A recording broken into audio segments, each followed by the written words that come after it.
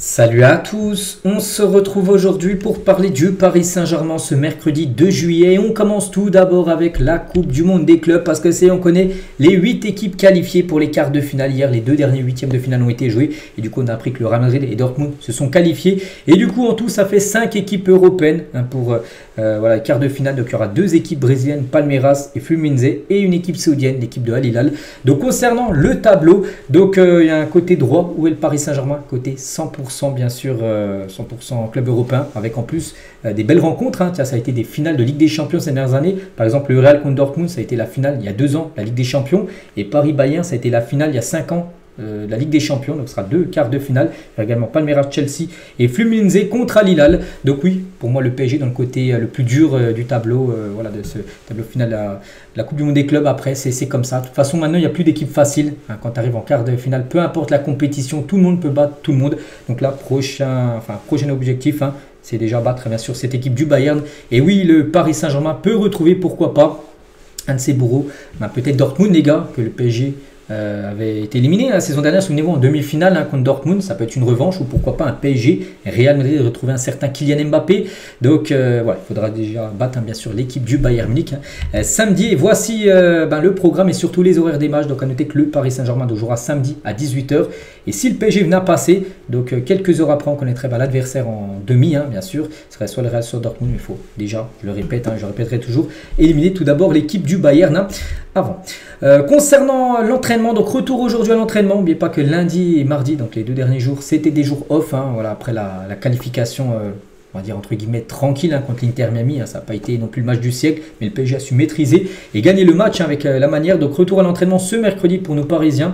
On sera notamment très attentif à l'état de Fabien Ruiz, qui a évolué avec la cuisse gauche bandée contre Miami et qui avait d'ailleurs été sorti dès la mi-temps. C'est pour ça que je n'ai pas dit qu'il est forfait pour le match contre le Bayern, mais il était sorti à la mi-temps. Bon, il y avait déjà 4-0, il n'y avait pas de risque à prendre. Il a une petite douleur, donc il était sorti. C'est pour ça qu'on va voir à l'entraînement aujourd'hui si ça se passe bien pour Fabien Ruiz, parce qu'on sait que maintenant c'est un cadre bien sûr de l'équipe du Paris Saint-Germain et on veut Fabien Ruiz lors du match contre le Bayern Munich bien évidemment. Et en parlant de Fabien Ruiz, on sait qu'il est très fort actuellement, et il intéresse pas mal d'équipes. Des clubs comme Manchester United s'intéressent à Fabien Ruiz, ainsi que des clubs comme Al Nasser, une équipe saoudienne où joue Cristiano Ronaldo par exemple, est également intéressé par le milieu espagnol. Donc des clubs bien sûr s'intéressent à Fabien Ruiz. Après bien sûr il faut que le PSG donne son oui pour lâcher Fabien Ruiz.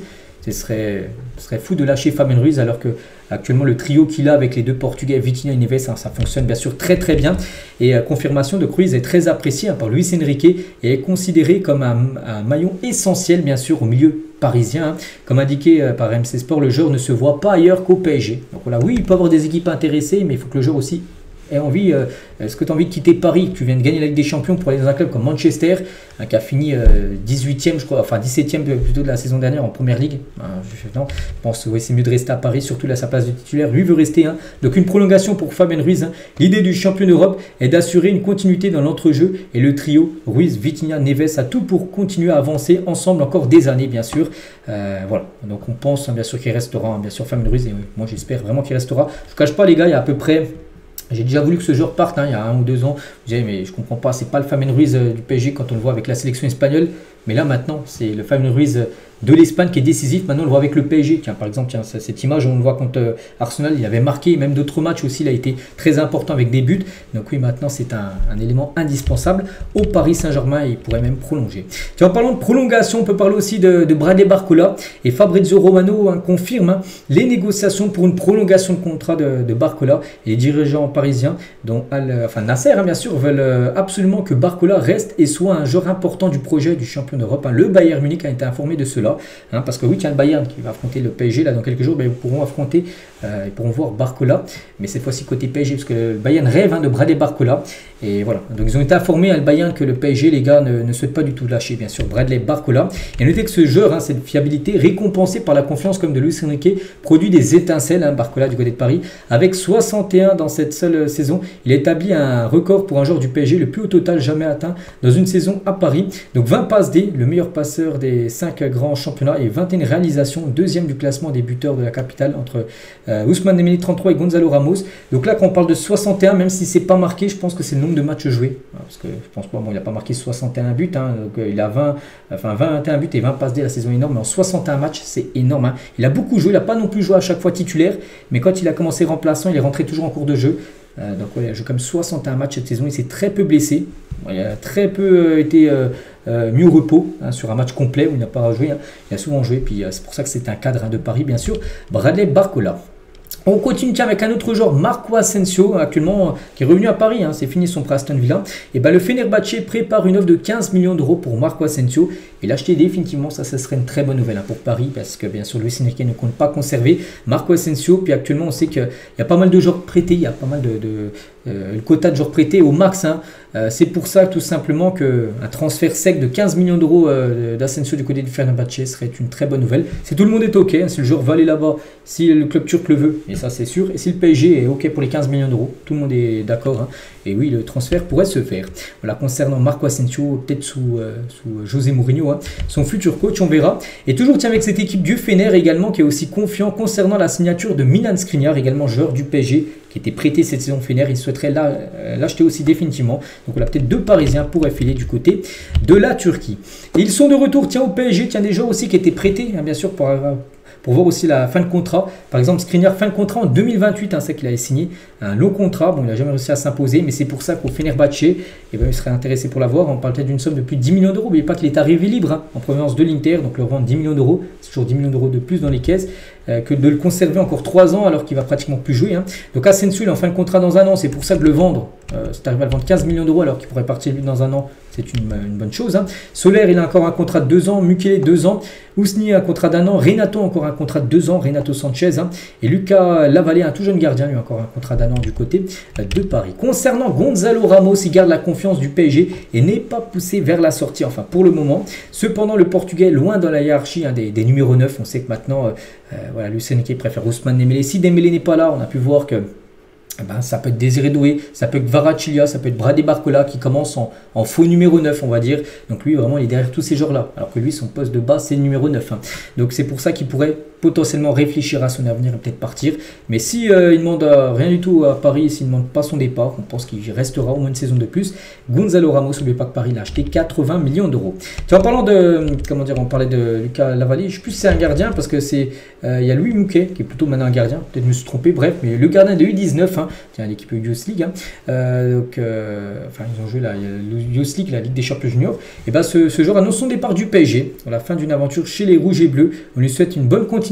Voilà, pour la suite, bien sûr, de sa carrière. Donc voilà, je reviens sur Lucas Lavallée. Je me souviens plus où il joue quel poste. Hein. Je sais plus si c'était un gardien. Je vais me tromper avec lui.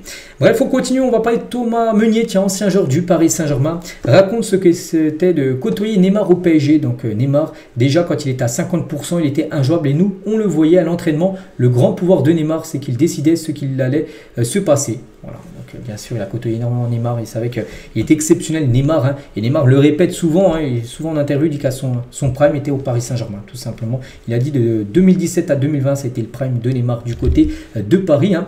Et c'est vrai que Neymar, les gars, s'il aurait respecté son contrat jusqu'à la fin, eh ben, il aurait été actuellement plus un joueur du PSG. Il avait un contrat jusqu'en 2025, donc jusqu'au 30 juin 2025. Donc c'est avant-hier.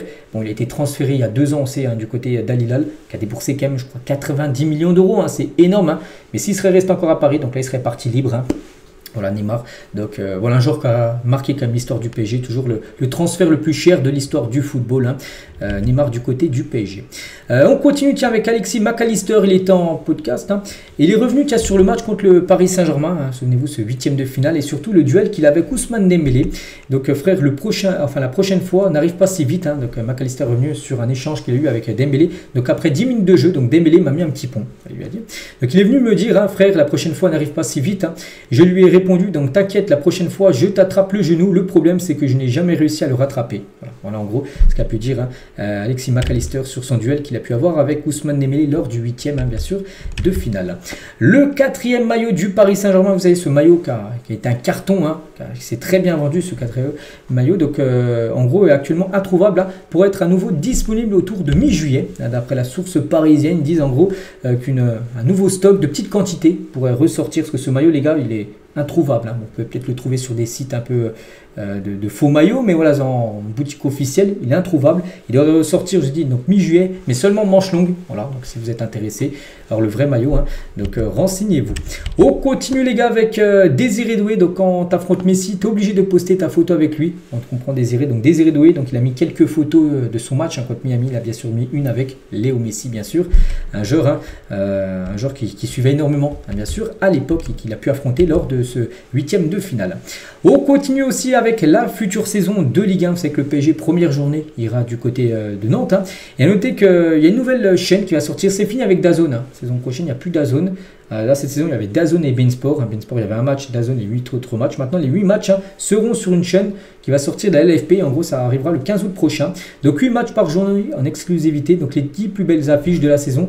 Donc, prix à peu près 15 €. Enfin, c'est 14,99 € par mois avec engagement. Voilà.